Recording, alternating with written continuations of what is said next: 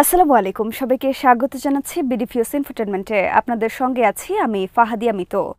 ৫ দশকেরও বেশি সময় ধরে আধুনিক যুদ্ধক্ষেত্রে আকাশ প্রতিরক্ষা ব্যবস্থার যেই ধারাবাহিক রূপান্তর ঘটেছে তার শ্রেষ্ঠ উদাহরণ মার্কিন যুক্তরাষ্ট্রের প্যাট্রিয়ট মিসাইল সিস্টেম বা MIM-104 প্যাট্রিয়ট। শীতল যুদ্ধের শেষ পর্যায় থেকে শুরু করে উপসাগরীয় যুদ্ধ, ইরাক আক্রমণ, ইসরায়েল সৌদি সংঘাত এবং বর্তমান ইউক্রেন রাশিয়া যুদ্ধে পর্যন্ত প্যাট্রিয়ট ব্যবহারের ধারাবাহিকতা প্রমাণ করে যে এই সিস্টেম কেবল একটি ক্ষেপণাস্ত্র প্রতিরক্ষা ব্যবস্থা নয়, বরং এটি আন্তর্জাতিক নিরাপত্তার একটি কৌশলগত স্তম্ভ।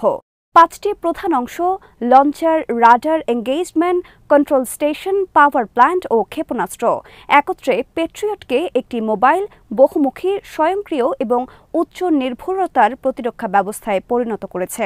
প্যাট্রিয়ট নিয়ে যুক্তরাষ্ট্রের গর্বের নেপথ্যে কী কাজ করে তার বিস্তারিত থাকছে ওয়াহিদ ফারুকের প্রতিবেদনে।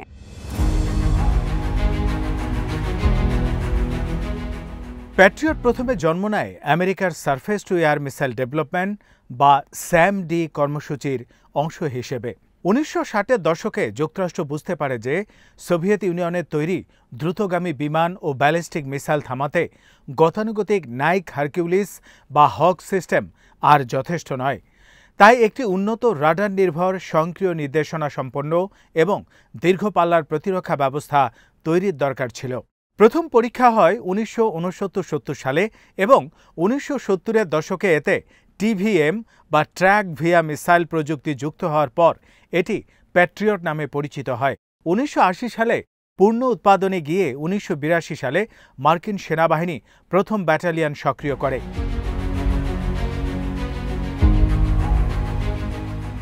প্যাট্রিয়টের মূল শক্তি হচ্ছে এর নেটওয়ার্ক সক্ষমতা। একটি ব্যাটারি সাধারণত ৬ থেকে ৮টি লঞ্চার, একটি রাডার সেট, একটি এঙ্গেজমেন্ট কন্ট্রোল সিস্টেম ও বিদ্যুৎ সরবরাহকারী ইউনিট নিয়ে গঠিত।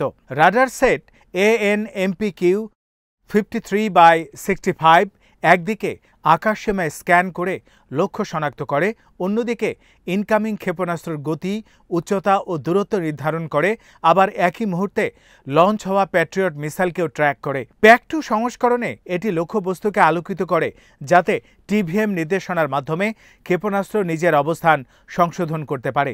অন্যদিকে PAC-3 সংস্করণে ক্ষেপণাস্ত্র নিজস্ব রাডার ব্যবহার করে স্বাধীনভাবে লক্ষ্যবস্তুতে আঘাত করতে পারে। এটি হিট টু কিল ধারণার পূর্ণাঙ্গ রূপ।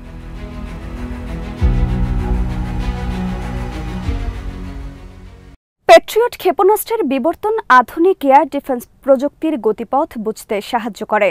সর্বপ্রথম PAC-1 সফটওয়্যার আপগ্রেডে এটি স্বল্প পাল্লার ব্যালিস্টিক ক্ষেপণাস্ত্র প্রতিহত করতে সক্ষম হয়। PAC-2 আসে ১৯৮০-র শেষ দিকে।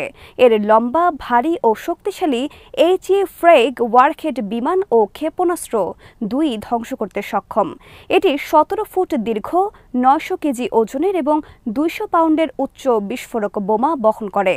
ম্যাক 5 গতিতে এটি মুহূর্তের মধ্যে লক্ষ্যবস্তুর নিকটে গিয়ে বিস্ফোরিত হয়ে শত্রুর ওয়ারহেড ভেঙে ফেলতে পারে। যদিও ব্যালিস্টিক ক্ষেপণাস্ত্রের ক্ষেত্রে ফ্র্যাগমেন্টেশন সর্বোচ্চ কার্যকর না হওয়ায় PAC-3 প্রয়োজন হয়।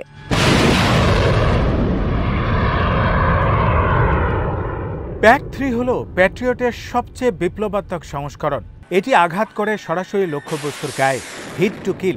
ব্যালিস্টিক মিসাইল সাধারণত উচ্চ গতিতে বায়ুমণ্ডলে ঢুকে হাইপার ভেলোসিটি অবস্থায় থাকে। PAC-3 অনবোর্ড রাডার ও গাইডেন্স কম্পিউটার ম্যাচ করে সেই অবস্থায় শত্রু ক্ষেপণাস্ত্রের গতিবেগ, উচ্চতা ও কোর্স কারেকশনের চাহিদা। এটি ম্যাক 5 গতিতে চলতে পারে এবং অন্তত ৩১২ কেজি ওজনের হওয়ায় একটি লঞ্চারে ১৬টি PAC-3 বসানো যায়, যা PAC-2 এর ৪ গুণ ফায়ার ক্যাপাসিটি। PAC-3 MSC সংস্করণে আরও শক্তিশালী মোটর ও বড় কন্ট্রোল সারফেস যুক্ত হওয়ায় এটি দ্বিগুণ পাল্লা অর্জন করে এবং আরও চটপটে ম্যানুভার করতে পারে। এর পরিসীমা ও উচ্চতা PAC-2-র তুলনায় কম হলেও ব্যালিস্টিক ক্ষেপণাস্ত্র প্রতিরক্ষায় PAC-3 MSC সবচেয়ে কার্যকর।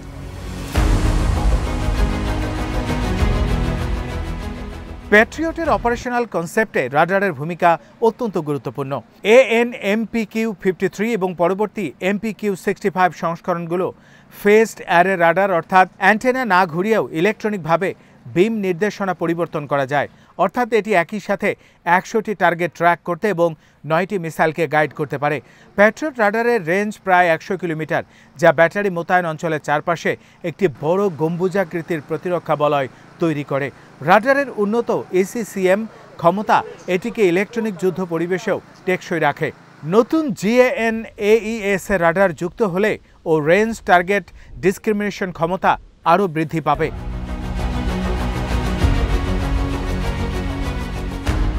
একটি প্যাট্রিয়ট ব্যাটারির নিয়ন্ত্রণ কেন্দ্র এনগেজমেন্ট কন্ট্রোল স্টেশন যুদ্ধ পরিচালনার মস্তিষ্ক। এটি একমাত্র ব্যাটারি কম্পোনেন্ট যা মানুষের দ্বারা পরিচালিত হয়। এখানে ত্রিমুখী অপারেশন কনসোল থাকে। অপারেটর সম্পূর্ণ স্বয়ংক্রিয় মোডে সিস্টেম চালাতে পারে অথবা চাইলে নিজ হাতে টার্গেট নির্বাচনের সিদ্ধান্ত নিতে পারে। যুদ্ধক্ষেত্রে দ্রুত পরিস্থিতি পরিবর্তিত হলে মানব অভিজ্ঞতার গুরুত্ব থাকে, তাই আধা সক্রিয় মোড অপারেশনের একটি কৌশলগত সুবিধা। Modem man station upgrade, graphical UI, রঙিন ডিসপ্লে ও উন্নত সফটওয়্যার প্যাট্রিয়টকে আরও সহজে পরিচালনাযোগ্য করেছে।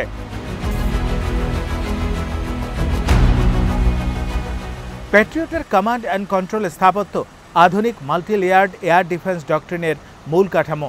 একটি দেশের আকাশ প্রতিরক্ষায় সাধারণত 3টি স্তর থাকে: নিকট পাল্লার প্রতিরক্ষা SHORAD, মধ্যম পাল্লার MRAD এবং দীর্ঘ পাল্লার LRAD। প্যাট্রিয়ট MRAD LRAD-এর মধ্যবর্তী স্থানে কাজ করে, যেখানে এটি থিয়েটার লেভেলে ব্যালিস্টিক ক্ষেপণাস্ত্র থেকে শুরু করে বিমান, ড্রোন, ক্রুজ মিসাইল সবকিছুই প্রতিহত করতে পারে।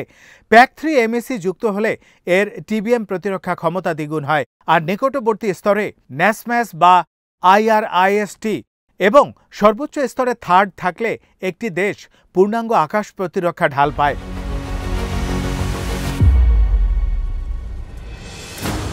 প্যাট্রিয়টের দীর্ঘমেয়াদী কার্যকারিতা নিশ্চিত করতে যুক্তরাষ্ট্র ও মিত্ররা ক্রমাগত আপগ্রেড করছে রাডার সফটওয়্যার আপডেট, নতুন launcher modification kit, seeker upgrade, IBCS integration. IBCS Patriot third Sentinel radar F-35 এর সেন্সর ফিড একত্রিত করে একক যুদ্ধ কমান্ড প্ল্যাটফর্মে পরিণত করে।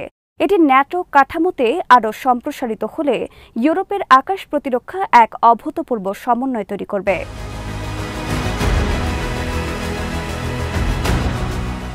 কিছু সীমাবদ্ধতাও রয়েছে এই সিস্টেমে। প্যাট্রিয়ট অত্যন্ত উন্নত হলেও এর কিছু সীমাবদ্ধতা রয়েছে।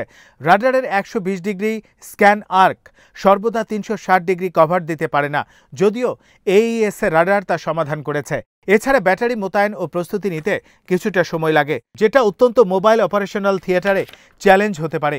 PAC-3 MSC অত্যন্ত উন্নত হলেও এটি একটি ব্যয়বহুল ক্ষেপণাস্ত্র। এর দাম প্রায় $5 মিলিয়ন বেশি, যা ছোট টার্গেট বা কম মূল্যের ড্রোন প্রতিহতে অর্থনৈতিকভাবে অপ্রতুল। এজন্য অনেক দেশ লেয়ার ডিফেন্স ব্যবহার করে ড্রোনের জন্য সস্তা SHORAD আর ব্যালিস্টিক ক্ষেপণাস্ত্রের জন্য প্যাট্রিয়ট।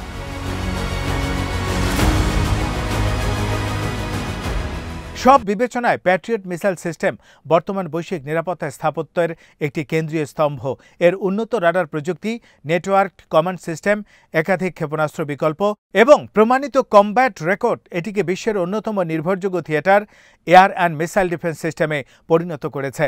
ইউক্রেন যুদ্ধে এর কার্যকারিতা, ESSI ও ন্যাটোর সমন্বিত প্রকল্পে এর অন্তর্ভুক্তি এবং প্রশান্ত মহাসাগরীয় অঞ্চলে চীনের ক্রমবর্ধমান ক্ষেপণাস্ত্র সক্ষমতার প্রেক্ষাপটে জাপান, তাইওয়ান, দক্ষিণ কোরিয়ায় প্যাট্রিয়ট মোতায়েন করা হয়েছে।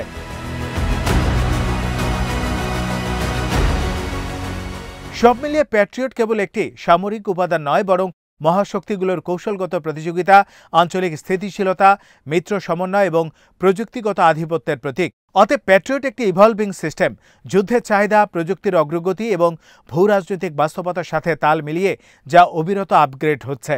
ব্যালিস্টিক ক্ষেপণাস্ত্র হুমকি আজ যেভাবে বাড়ছে, প্যাট্রিয়ট আগামী দশকগুলোতে ন্যাটো ও মিত্র রাষ্ট্রগুলোর প্রতিরক্ষা কৌশলে একটি কেন্দ্রীয় ভূমিকা পালন করে চলবে।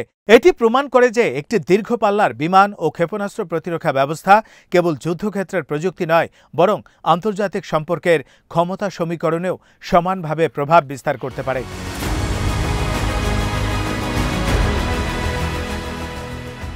আজ এখানেই শেষ করছি। সমরাষ্ট্র, প্রতিরক্ষা ও কূটনীতির নানা তথ্য জানতে চোখ রাখুন বিডিপিওস ইনফোটেনমেন্টে। চ্যানেলটি ভালো লাগলে সাবস্ক্রাইব করুন, সংযুক্ত থাকুন আমাদের ফেসবুক পেজে। আল্লাহ হাফেজ।